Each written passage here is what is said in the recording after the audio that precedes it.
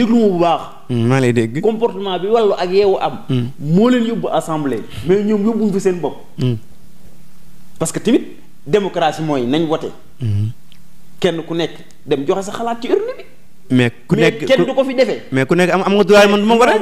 non may ma. ah tey député yooyu taxawoon ni kenn du wote assemblée nationale.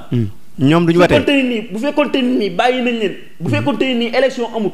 sénégalais yi demuñ tànn ñoom duñ doon ay député. lan moo tax une fois ñu egsi ci hémicycle bi. ñu ni nañ leen voté ñoom ñu lànk ni kenn du fi voté dañoo xam ne bu desee lu dul vote. ñu gagné leen. ok am na solo mais tamit ba tey ñu desaat ci département ba tey gis nañ jamono ji Cheikh Abdou Bara Dolly génn def benn sorte médiatique yéen daanaka mën naa yéen waa da ngeen cee maanoo da ngeen toog seetaan mais sorte Cheikh Abdou bi est-ce que nekkul dafa jege comme li nga wax dafa jege APR da ngeen ko woo ci ruq ko jaxasoog moom mu génn pour attaquer seen ancien leader am Ousmane Sonko sorte Cheikh Abdou Bara Dolly en tant que politicien noo ko gisee yow ci gàttal. xam nga tamit. mbir moo gis dafay am fond ak forme. comme man bëgg lu neex Macky Sall wala bëgg lu neex qui que ce soit du tax may wax lu ma xamul. du dëgg. Cheikh Abdou dafa génn def sorti ni lenn ci doxalin. bi nga xam ni coalition mi ngi koy dox. neexu ko liñ ci d'accord mu ni lii la. bi ci njëkk mooy concert de casserole bi nga xam ni Ousmane Sonko daf ko woote. ci 31 décembre loolu kay ay caaxaan dinañ si ñëw incha allah. comprendre bi ci des li mu wax dégg ngeen ko ñun ñëpp dégg nañ ko. nee na Ousmane Sonko na bàyyi gone yi muy saagaloo kilifa yi. réseaux sociaux yi ko wax ñu saaga la. di la menacer de mort. pourtant moom mook Ousmane Sonko ñoo ànd. mais dafa am courage taxaw wax dëgg tey man bu ma ko waxoon dañ naan ma li ñuy sa adversaire moo tax duñ ma ko nangul. mais tey ku bokk ci ñoom moo génn wax loolu. yéen lay bàyyi ngeen sujet nag. ok am na solo léegi ñëw si troisième poñ bi mooy wàllu Cour des comptes gis nañ Covid bi ni mu méttee woon jamono ji comme ni ko sëñ Abdourahmane sëñ Ahmadou Mbacké Rafaay da ngay ñëw tëddloo bañ tëddi ngeen sàcc suñu milliards ak fi réew mi tolloon engagement bi Sénégalais yi amoon ku nekk dërëm ñaar dërëm ku nekk joxe ngir lan yéen a réew mi jàmm ñu nekk ci situation bu métti ñëpp sonn baykat yi jaaykat yi ñëpp sonnandoo ba ci commerçant yéen ñëpp ku ne participer sonn suñu mën tax a joxe 200 millions ay ñoo xam ne daanaka amuñu benn njëriñ réew mi ne ko foofu ba koo lekkee noonu en tant que sénégalais laay laaj. bon xam nga Covid bi moom. très franchement ñun ñëpp ñoo bokkoon nu ñu ko doon dundee. métti woon na lool. trop so mais di sant yàlla alhamdulilah comme ñun ñi ngi koy nettali. ndax am na ñu fi nekkoon ñoo xam ni tey taluñ ko wala boog taluñ ko nettali. kon ñun dañuy bokk ñi nga xam ni suñu borom fekkee woon na taxu bàyyi woon nañu fi ñu fekk ko mu bàyyi ñu fi ba léegi ñu koy nettali. kon alhamdulilahi rabbil alamin sant yàlla lañ ciy def. li ci des nag bëgguma dugg au fond. parce que bëgguma wax lu ma leerul. Cour des comptes yow rapport bi mi ngi ci internet fees dell. non may ma néew ma rapport amul. mais lii wax ji mooy. ndax lañ bind ci rapport bu dëgg la wala bu dëgg. ah kon yow loolu non may ma allez-y loolu ndax dëgg la. wala bu dëgg. parce que nag am nañu ay info ñun ñëpp que ni y avait des règlements de compte entre Cour des comptes ak ay ministères kon il faut qu'on fasse très attention. nañ yónni yàgg rek lu ci war a leer dina leer parce que suñu secrétaire général nekk le président de la république wax na ko. bi coow li amee. dafa ni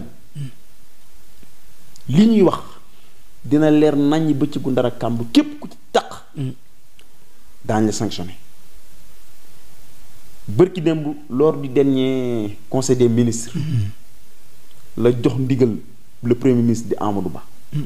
ne ko saytul ma yëf yi ñuy wax ci rapport bi nga xam ne moom moo bàyyi ko ci Cour des comptes. la ca war ñu def ko. le plus rapidement possible. mais est-ce que loolu kon man loolu doy na ma. léegi nag. amaana ñi ñu tudd ci rapport yi. amaana def nañ. ak defuñu. ils sont toujours innocents. parce que nag dossier bi. il est en cours. processus la dafa am fu mu war a jaar. pour ñu classer les faits. bu ñu fa eggee nag. su boobaa. ñi def. ñu teg leen ay daan. ñi deful ñu bàyyi leen. parce que Khalifa Sall. Cour des comptes moo ko épinglé woon. kon tey mais Cour des comptes épinglé ko rek ñu jël ko ah mais bi ko Cour des comptes épinglé dafa am procédure fu mu jaar. ba dem projet. bu gaaw ñu sax kay àtte ko. bu gaaw léegi nag bu gaaw ñii comme ñii Cour des comptes épinglé na leen. nañ bàyyi. buñ demee projet. buñ leen daanee Sénégalais yëpp xam ne daan nañ leen te loolu le président de la République wax. mais projet boobu le premier ministre Amadou Ba projet boobu. mais Cour des comptes épinglé na leen rek nga taxaw di tam nit ñi dëmm ay sàcc ngeen mais ñoom danañ ko justifier su boobaa. su fekkee convaincre na juge bi. baax na su fekkee convaincre ñil la ca war ñu def ko. mais est-ce que yoon bi ñu jël dal na xel ndax bu ñu gisee nu mu tuddati Khalifa Sall bi ko li ko dal bi mu ko dalee gis na ni mu gaawee mais gis nañ depuis 2012 ba tey président Macky Sall bi mu toogee ba tey amagul kenn koo xam ne épingle na si ab loolu ab kii ab sàcc wala leen day niil. man tey xam nga opposition bu yëngu-yëngul. tëj de prison est-ce que loolu dina mën a dalum xel. ci lii nii du def ko comme li fi jaaroon rek. xam nga tamit temps wu justice boo ko teg temps wu action. il faut que ñuy bàyyi xel loolu. mais may ma xanaa kon dafa am ñaar si boo xam boo nekk opposition yow say mbir day gaaw. gis la ah déet Sénégal yëpp moom lañu gis di. non man Sénégal laa te gisuma loolu. ah non sëñ moo tax déedéet. may ma rek ma ñëw ay procès yàgg nañu fa fekk di. non may ma xam nga président de la république. tey man bu ma déggee rapport de gauche à droite. dama ci am fierté est-ce que xam nga li tax. lu tax président Macky Sall. bi mu ñëwee. li waral rapport yooyu mën a am c'est grâce à lui. mais doxalu ko moom moo ni dinaa fi teg loo xam ni. ñii ma dénk moo la ñuy saytu. moom moo teg loolu de. of nag. ni ñii ma dénk. maa fiy teg loo xam ne moo leen di saytu. kon kooku bëgg na lu jub. ñaareel bi mooy. ñoom bi ñu defee seeni rapport ba pare. bu fekkoonte ni nii xëy na. li nit ñi xalaat lu ci bëri ci Macky Sall di ko tuumaal te néewut ci moom. mooy justice à deux vitesses.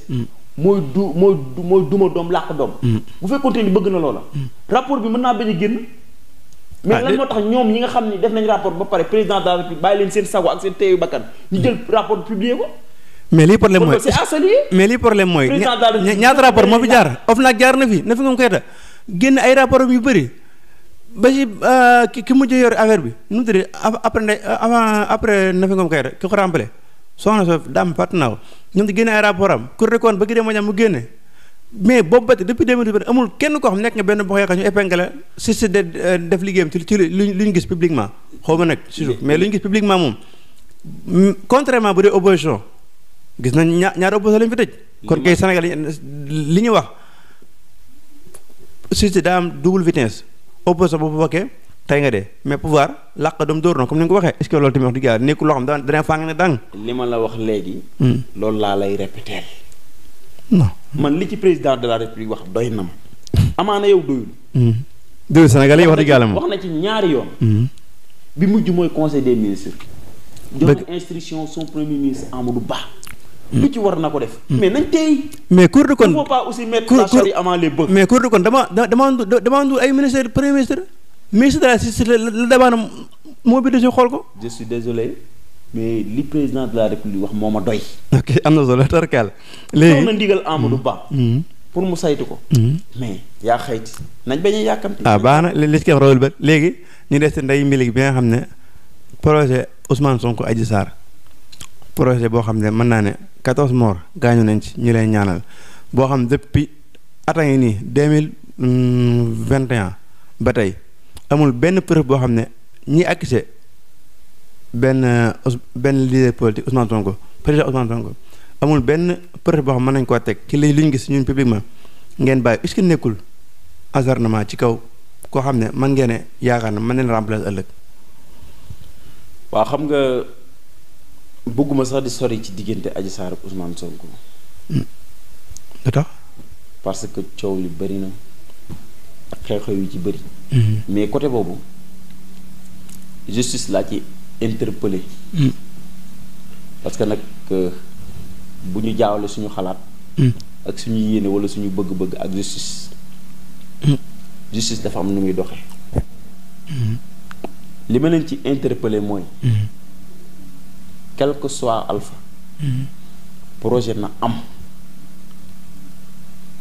parce que wàllum bés moomu dafa traversé réew mi ci ay catastrophe yu bëree bëri wax nga ko léegi benn bakkan sax ëpp na asamaak fukki bakkan ak ñeent ak ñu bëri ñàkk seen xëy emploi daanaka ñu bëri yàq seen matériel yàqu bi c'est vrai ñoom ñëpp aussi ñu leen di massaw ndax metti na lool kon jàpp naa ni yeneen projet yi nga xam ni foofu la jaar na yem ak bii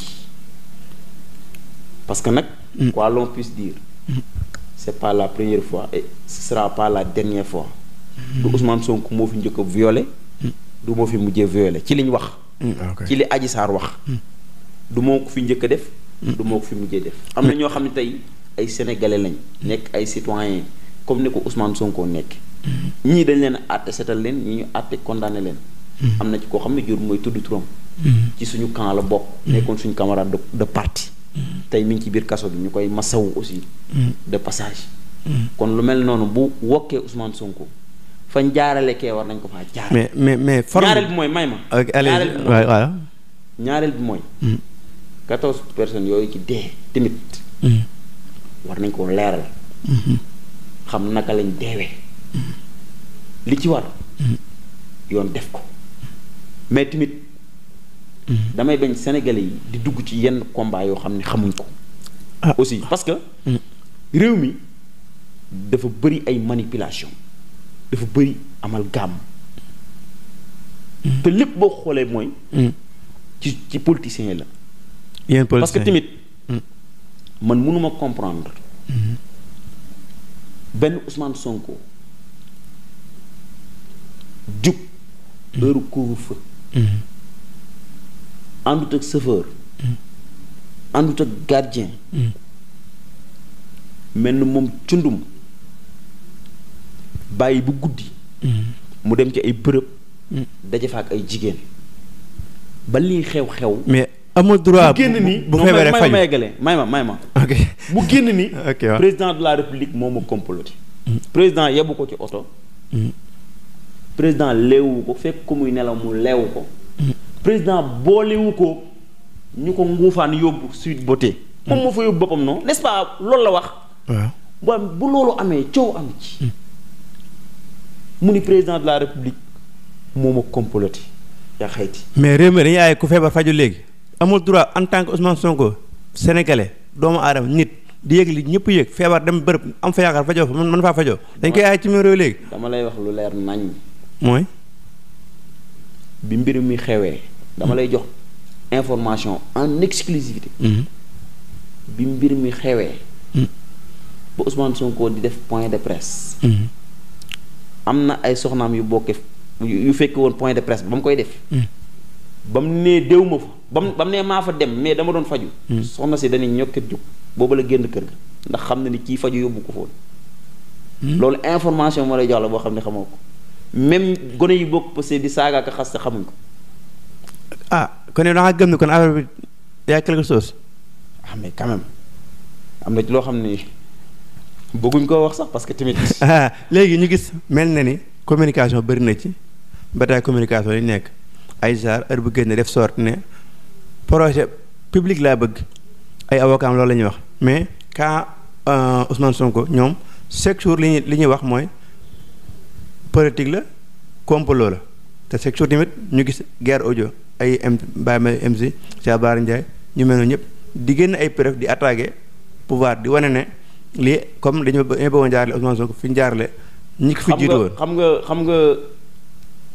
xam nga c'est vrai wax nga ko nee nga bataille médiatique la maanaam xeex boo xam ni kenn ku nekk dafa bëgg a gëmloo Sénégalais yi que ni maa am dëgg yii fii du foofu du ci defar ay audio du ci enregistrer nit appel téléphonique du foofu de affaire bi lu sérieux la ci kanamu yoon la nekk doyen des juges képp ku mu yaakaar nga ni laal nga ci yëf yi mi ngi lay woo di la déglu loolu la ñuy dajale moom moo am sañ-sañu déglu ku ko neex ak heure bu ko neexee li muy wër bu matee mu dem projet ki am dëgg ñu jox la ok mais yabal ay nit. def loolu nit ñi ay appel di enregistré wala defar ay audio di ko moomale nit. ak audio yi foofu. audio yi génn ak audio yi da nga jàpp ne authentique.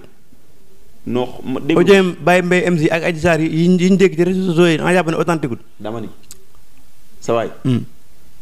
na ma ko waxoon bërki démb laa koy waxawaat. audio kuñ ci tëj sa avocat baaxul. audio du preuve. du preuve de. ci yoon. yow mii bu la neexoon làqatu fee dafa audio moomal la ma ko kan moo ciy man dara kan moo koy weddi. mais li problème mooy wax ji. il faut que ñu arrêté xam nga. ki ñu wax ne mooy Adji Sarr ki ñu wax ne mooy Adji Sarr tudd ay tur preuve tudd ay tur tudd ay responsable politique nit ñi ñoo ma defal loolu ñoo ma defal loolu kooku bëri Adji Sarr est-ce que nekkul ne lii procès caaxaan la comme niñ ko mën naa ne comme ni ko président Ousmane Sonko di waxee. li ma la waxoon léegi laa lay waxaat. procès caaxaan la du procès caaxaan. kooku juge bi moo koy décider. te heure bañ koy décider yegguñu ci. xam nga lu ma bëgg mu leer. Ousmane Sonko na bàyyi président de la République Macky Sall ñu ci dugal te yoonam nekku ci. encore une fois wax naa la ko léegi. nee naa la ba muy dem Sweet Beauté da doon làqatu président Macky Sall yóbbu ko fa. da doon faju. waaw mais da doon faju. faju wut. kooku du ma ci dugg. mais ku ne xam na ni Sweet Beauté ba fu ñuy fajoo. ku ne xam na ni ñoom amuñu agrément. ku ne xam na ne Adji Sarr jàngul faj kon bu wëlbatikoo nii dama doon faju dina tey xel. mais léegi ñu gis de ki nga xam ne moo jiite woon barab boobu muy Ndeye Khady Ndiaye ak borom kanam yëpp sorte bi ñu def daa favorable pour Ousmane Sonko témoins yi jot a génn yëpp parce que ñu ci xam ña fa nekkoon ñi jege woon place boobu ñëpp liñ wax liñ témoin dafa favorable pour Ousmane Sonko. est-ce que wóor ca mën a sukkandiku ba tey fi ñu doon nii ndax koo xam ne ki accusé man di andi benn preuve. waaw mais ki leen gis yow xam nga yow Adji Sarr ak ay mbokkam nga may wax dëgg yàlla nag. non bu dee lu favorable rek. wala affaire par liñ gis jamono ji non may ma liñ gis publiquement nii non may ma. waaw bu dee lu favorable rek. ak affaire par parloo. kenn du faral ab jàmbur di bàyyi sa mbokk ñooñu mbokk Ousmane Sonko lañ seen i wax du ma ko wax sax. déet koo xam fi nga daan liggéey xanaa ñoom ñoo la gën a war a protéger ci boo nekkee si dëgg. déggoo ma de. ñooñu li ñuy wax kontut. lu tax kontut. ñooñu fi ñu xamee Ousmane Sonko. Ndeye Khady Ndiaye ne moom nee na Ousmane Sonko liggéey la si xoon ak moom. jëkkër ci biir encore. li ma la wax lu leer naññ la. ñoom am nañu relation Ousmane Sonko boo xam ne amuñ ko kenn. foo ko teg li ma la wax lu leer la. foo ko teg yow dafa say investigation journaliste nga. waaw mais man magum jëmm laa. ok mais taay naa wax yoo xam ne xaw ma ko. baax na léegi ñu des si avant dernier point avant ñu ñëwaat ñu des département bi. nemmee ko tur bi ñu gis président Ousmane Sonko galgal bu ma def ngeen ko mais teewut nemmee ko turam bi mu ngi koy jàllale ba tey andiwaat ngeen projet convocation yëpp mais ba léegi am ngeen problème pour dakkal nemmee ko turam ak ful bi mu àndal est-ce que nekkul Ousmane Sonko day déranger. mais naka lay déranger aussi tamit il faut ñu bàyyi amalgame yi quoi dañuy tere Ousmane Sonko mu def nemmee ko turam non tel n'est pas le cas. dox na ay soxlaam fépp fu mu bëgg a dem mi ngi fay dem n'est-ce pas du yaa ngi koy gis. kan moo ko gàllankoor. kan moo ko tee dox. non aussi tamit. mais li koy accompagne si sécurité li koy accompagne si takk der koo xam ne réew mi maa ngi sécurité bëgg dee. buy jug mel ni ab rafet buy jug. non wuy ma bëgguma yenn discours yi nga xam ne opposition bi dañ koy am ñu leen ciy yóbbaale. non mais ay fee la lu ñu gis la di. nemmee ko tur mbóor bi yow gis nga ko. mais man li ma la wax du ay fee Ousmane Sonko fan ak fan la dem. kan moo ko empêché mu def ko. mais fan la mujj. takk li mu takk der bi ànd ak moom li mu takk der bi ànd ak moom. ci Sénégal yi nga xam Sénégal yi nga xam isaan bi ñu ngi manque sécurité bëgg dee. chaque jour ngay dégg. mor dem yi ci dëkk bi ñi ànd ak moom ay gardam lañ. non. attends. non xaas yi waroon nemmee ko tur sëñ bi yoon ne. non benn coow la fi masam muy bi mu demee Mbour. ak cekki. waaw. te booba. très franchement nag la ca xewoon yéen ñëpp gis ngeen ko nekk na biir Mbour pendant 4 heures de temps di dox ay soxla. mais nag bi bëggee créer désordre public ñëw ci yoon boo xam ne ñëpp a ko bokk. ñëpp war fa jaar. nga bëgg fa créer embouteillage te oto yi dem. ñi yor ay malade. ñi war a doxi seeni soxla mais ci la takk der yi ñëw ne ko nag lii moom bokk ci yëf yi. mais loolu est-ce que comprendre nga non may ma rek. allez may ma yeggal. allez parce que tamit takk der yi loolu mooy seen cër. seen cër mooy nekk ci wetu askan wi. di saytu doxalin bi. Ousmane Sonko citoyen la. mais takk der yi war nañu mën a ñëw. bu créer ful. ñu ñëw taxaw assister ko. uniquement. ngir sécurité mais loolu c'est pas méchant gisuma ci lu grave. mais est-ce que Ousmane Sonko tamit amul benn monopole boo xam ne bu ko neexee taxaw mook mbooloom baare yoon wi oto dem oto dikk freiner économie bi yëpp. mais loolu quand même. mais loolu est-ce que Ousmane Sonko moo ko sooke tamit est-ce que nekkul. kan moo ko sooke moom moo doon def tournée éco moom moo doon def nemmeeku. est-ce que moo woo nit ñi. koo xam ne yow boo génnee sa bunt kër gi rek. parce que ab fël ñëw topp la ñun ay politiciens lañu. am na loo xam ne suñu domaine la bu ci dugg. ok yëf yi ni ko gars yi coordonné ñun xam nañ ko bu baax a baax. dara réeruñu ci. xam nañ li xew. baax na léegi ñëw si problème Pape Alé Niang bu ñu demee ba réew mi président Macky Sall taxawoon publiquement ne sama nguur du ma si tëj ab journaliste ñu xam ne réew dictateur yëpp fay njëkkee mooy tëj journaliste yi ndax mooy quatrième pouvoir bu ñu demee ba toll ci fi jamono joo xam dañuy tëj ay journaliste di leen bu ndoxatal di leen tëj di leen maltraité di leen sonal est-ce que jotul ñu tiit tamit. dinaa la rectifier président Macky Sall mos sa wax ni sama nguur kenn du ci tëj journaliste. ah vidéo yaa ngi fi de. vidéo yaa ngi fi de. non déglu ma. dafa ni. journaliste yi ñu am àq ak yelleef lañ. ñu am taxawaay bu rafet ci réew mi lañ. lii la président de la république wax. loolu nga jàpp wala loolu nga dégg yow. léegi. Pape Alé Niang. man jàpp ma ko journaliste te du journaliste c'est un soi-disant journaliste. lu tax loolu mooy dëgg. lu tax. parce que journaliste dafa war a taxawaayu ndey ji seex taxawaayu njaaxaanaay. kon da nga jàpp ne Pape Alé nii muy taxaw nekkul ndey ji seex nekkul journaliste. non Pape Alé Niang militant passif la. pourtant lii nga jàppee de moom la leen defaloon 2012 de. Pape Alé Niang yaa ngi koy fàttaliku. plateau de TV. Pape Alé Niang invité na leen fu ne. non may ma loolu dinaa ci ñëw. xam nga aussi tamit. bu ñu def amalgame. non. defuñu amalgame non may ma xam nga lii non dafa mel non may ma dafa répété waat. non may ma métier journaliste profession la. avant tout ñun ñëpp ay citoyens lañ. qui est Pape Alé Niang pour lan ba journaliste bu wàcc yoon bi ko teg yoon. loolu aussi il faut ñu wax ci. mais forme bi nga koy jàppee. est-ce que waroo koo xoolaat tamit. non dama ni. ni nga koy jàppee est-ce que waroo koo xoolaat. dama ni may ma tuuti. Pape Alé Niang n'est pas n'importe qui. mais pour lan bu ñu jàppee journaliste ñëpp jug taxaw. ñaata sénégalais ñoo ne ci kaso bi. mais forme yëpp bokkul. non journaliste yi boo ko aayee génne information mooy lor nga ko. non may ma Pape Alé Niang kenn aayu génne information. leen ko jàppee lan may ma. allez-y. ñaata revue de presse ñoo nekk Sénégal ñaata rajo ñoo nekk Sénégal ñaata site internet ñoo nekk Sénégal di xëy di génne information. bëri na. te bu ngoon jotee ñu fanaani seen kër. mais li Pape Alé Niang def ñooñu dañ ko defut. est-ce que ñoo bokk def yow mi jomm nga ko doo ko def. est-ce que ñoo bokk ni ñu liggéeyee. moom journaliste investigateur la défense benn journaliste bu ko war a génne amul. non secret défense daanaka. c'est la vérité aussi. non mais xam nga ñu am courage journaliste investigateur kay wax dëgg am na loo xam ne. am na loo xam moom ni mu ci amee accès par rapport ak ñun ñi. man maa toog. dégg ay journaliste comme Pape Alé Niang. ëppuñ ko xam-xam benn yoon jaar fa Pape Alé Niang jaara wala fu ko raw. ñu ni ñu ngi koy soutenir ci jafe-jafe yu mu nekk. ndax mbokkum jullit la. mbokkum journaliste la. waaye li mu def du yoon. comme journaliste ñoo am courage wax ko nag. waaye ñun sénégalais lambda it war nañu am courage taxaw ni Pape Alé Niang li mu def du yoon. mais loolu mooy dëgg. ñaata journaliste yi ñoo fi nekk te kenn convoqué wu leen kenn tëju leen kenn defu leen mandat de dépôt. moom doo nga defi journaliste. mais est-ce que nekkul les premiers journaliste aussi wut tax ngay jàpp gor ñi di leen sosal. di leen wax loo xam ne dara du ci dëgg. non mais est-ce que li nekkul yar boo xam ne da nga koo génne pour première fois pour keneen koo xam ne wax defaa na génn na wax joxe information rek nga ne ko fi nga jaar sa waaye laa la jaar la est-ce que nekkul ab xupp tamit. dama ne la tey rek joxe nañu information tey. mais yenn information boo xamee doo ko génne. ndax boo ragalee ba mel ni man doo génne yenn information yi. dama ne la information 8h am na yu 13h am na yu 17h am na. te woowuñ ci kenn jëluñ ci kenn. dañoo yem ci joxe xibaar.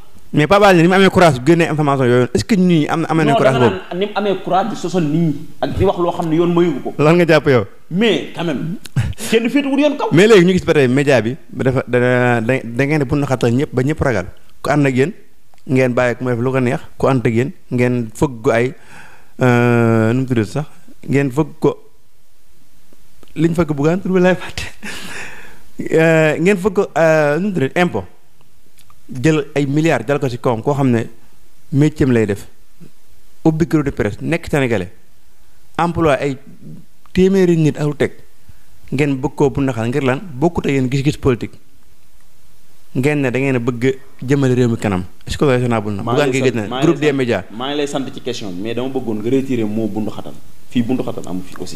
koo xam ne yow ñàkk gis-gis. ñàkk wuute gis-gis. moo tax ngeen tëj ay comptam yëpp. groupe des médias nga tëj Sen TV Sig FM. may ma ñëw ak La Tribune. may ma ñëw. ci koo xam ñàkk waroo ay gis-gis. may ma ñëw. allez-y. ñaata média ñoo fi nekk yoo xam ni. bokk ñoom ñun gis-gis. wala bokk. dañuy jug ñoom dañu attaqué ku dégg ba ci suba ngoon ñaata.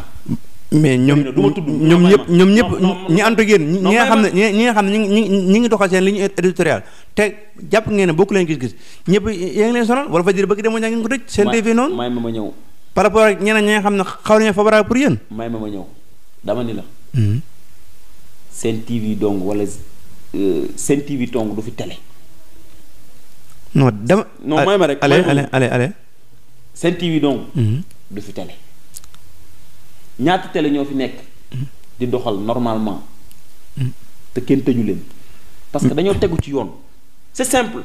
mais ki ko jiite moom tamit moo fi nekk opposition. non may ma ki ko jiite moo fi nekk opposition tamit. may ma ñëw. Bassirou Diomaye Faye xam nga ko. xam naa ko. mooy numéro 2 Pastef. waaw n'est-ce pas. waaw. ñi nga xam ne ñoo doon contrôler Bougane Gueye. ñi ko doon contrôler. ba teg ko sanction yooyu moom ci la bokk. te pourtant opposition la. fonctionnaire. non may ma. non cadre fonctionnaire la ñuy waxee non cadre fonctionnaire loo xam ne état moo ko sant obligatoire dafa liggéeyam fonctionnaire la de. waaw mais ci fonctionnaire dong laay waxee di ma waxul fonctionnaire fu may waxee. allez-y.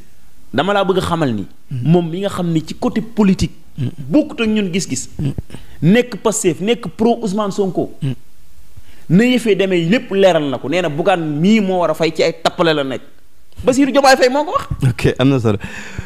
léegi ñëwaat si département bi gis nañ suñu fii nii wax dëgg yàlla ba tey comme li ma waxoon rek am nañ maire mais soi-disant maire la ñu am koo xam ne fooy banaa moo lay gañee bërki dem mondial leen wate bitisem ba léegi mënuñoo gis lu mu ñu fi tegal. waa xam lu mu ñu fi réalisé wax dëgg yàlla xam nga kaaw Touba. mosañoo ñu def ci très attention. lu tax parce que lépp. maire bu ñu watal bit ay milliards. may ma lépp lu ñu fi wax rek. dafay ànd ak spécialité boobu nag moo ñu tënk ñun ñëpp. parce que police sax boo demee naan police spéciale. loolu jàpp naa ne Sénégal Touba dong la am. non mais en tant que Sénégal en tant que doomu Touba. may ma ñëw koo xam ne yow. may ma ñëw non dañu laa wateel comme ni ñu watalee. bit si maire bi Ziguinchor. noonu leen watalee bit si maire Abdoulaye Ka amul benn réalité boo waxee mu ne sëñ bi. loolu tamit est-ce que tamit wax dëgg sëñ bi tax ñu teg ko fi. may ma ñëw. Touba dafa am spécialité wax nga ko sa biir wax. buñ bëggee làq te daa dugg sëñ bi de. waaw déglul ma wax la. ok allez-y. xam nga wax nga ko sa biir wax. nee nga bulletin blanc moo ñu gagné. te teewul maire dafa toog. spécialité boobu nag moo tax li xew lépp di xew. waaw mais léegi en tant que doomu Touba. maire bi xam nga ñun lu ñu xam. mooy doon ay taalibe laxasaay fu sëriñ bi joxoon ñu jëm foofu man damaa jàpp ni. waaw Abdoulaye Ka ku ko critiquer sëriñ bi nga critiquer. non xam nga. du moom mooy doxal sëriñ bi mooy doxal aussi il faut ñu bàyyi xel. ci loolu mais sëñ bi toogul maire bi gis nañu Abdoulaye Ka ni muy doxalee. ay booy APR la na mel. yóbbu leen maire yi non bul wax booy APR. ñu fa nekk. bul wax booy APR. conseil bi ñan la ay Moussa Médré. général Diène Gueye ay ñan ak ñan. non déglu ma. maire bi du wax xam ne ña fa nekk. di wax déglu ma à part ñi nga xam ne sëñ bi moo leen nominé. déglu ma personnellement. mais politique ya fa nekk ñëpp wax dëgg yàlla. kon yow xamoo naka la maire bi doxee. wax dëgg maa la gën a jege maire. xamoo naka la maire bi doxee. bisimilah yow mi xam. parce que conseil ya fa nekk. jàpp naa du cëru politique moo leen fa teg ci ay këri kilifa lañ jóge ay kilifa délégué leen ñu dem toogal leen fa. mais am na xam moo leen tabb APR il faut nga retirer loolu aussi. mais liste bi am na xam moo leen tabb Touba dafa spécial. non Touba dafa spécial bul dugg ci loolu damay bañ. déedéet non saa yu ñun nag mënuñoo nekk Touba xam fi lu xam fi loo xam ne ñëpp jàpp na ñu bëri xam nañ ko ñu bëgg ñoo dugal ci yenn sujet yi bu ñu bëgg tënk nit ñi ne la sëñ bi nangam naa général Diène Gueye malgré maa ngi tudd sama xarit la nag ak ñenn ñam fa nekkal ñooñu ek sëñ moom moo ñun ñëpp ay kilifa lañ bokk xam nañ ñoo fa sëñ bi dugal tamit. dama ne la. bu ñu waxantee dëgg rek. dama ne la. général Diène Gueye moom mu ngay tudd. ma koy nuyu de passage. ak sa tur Moursal. muy ku am engagement. di ko bëgg dëkk bi. di ko bëgg Daaru Marnaan di taalibe sëñ Mbàkke Daba Sarr. kon xam nga ni cëroo ko fa dugal. li ma la wax defal say investigation xañ na dafa am loola ci échappé. mais lu leer naññ laa lay wax. spécialité dëkk bi mooy doxe noonu. ok kon daal lépp ci loxob sëriñ bi la tegu. man bu ma sañoon kat. danañ ci am beneen gis-gis wala beneen waxin. parce que nag ñun taalibe yi moom li ñu xamee mooy ñu lem suñuy tànk toog. toog waaw mais suñu xel tamit duñ ko lem de. waaw loolu c'est autre chose. mais ci cadre dëkk bi ak mairie bi ak ni muy doxee moom. très franchement. ok bu ma sañoon bu ma fa dee xool ñuy xool di gis cërub sëñ bi. loolu daal man foofu laa ci mën a yem. mais ba tey loo xam ne acte politique la maire bi Touba koo xam ne comme ni nga ko waxee cadre spécial la mais ñu fay defee ay rencontre APR est-ce que loolu tamit nekkul benn domaine ci wax dëgg yàlla. loolu yaa ko yëg man yëguma ko. ah soo waaye nag xanaa li nga yëgul bëri wax xanaa nekkul responsable ci dëkk bi tamit. yow yaa ko gis waaye man gisuma ko très franchement. gisuma ko yëguma ko li moom loolu la yàlla dogal. allez léegi ñu des seen concert gi. fu ngeen dajee pëccëxoo seen ñi ko jiite daanaka ñoo presque ay màggat lañ te ba léegi tamit nangu ñoo démissionné dem si dara COJER. bu dee COJER ñi ko jiite màggat nañ de moom ay xub yow xubi daat nga kon ndax man mii déet mais vraiment suñu parti wax dëgg yàlla moom waruñoo passé waruñoo àgg 30 ans non wan ku dem ba am 30 ans rek nekk doo xale moom may ma boo dee wax da ngay wax man li ma engagé laa lay wax. man très franchement. màggatu ma xubbi daa suma. mais nekk ko gone tamit de parce que man. âge bi nga xam ne mooy tax waratoo jiite COJER egguma fa. te tey laa gën a gëm COJER. tey laa gën a gëm ni damaa war a nekk bouclier président de la république. tey laa gën a gëm ni ku jug jëm ci kaw président de la république sama kaw nga war a jaar jàll. tey laa gën a gëm fësal réalisation yi nga xam ne président de la république.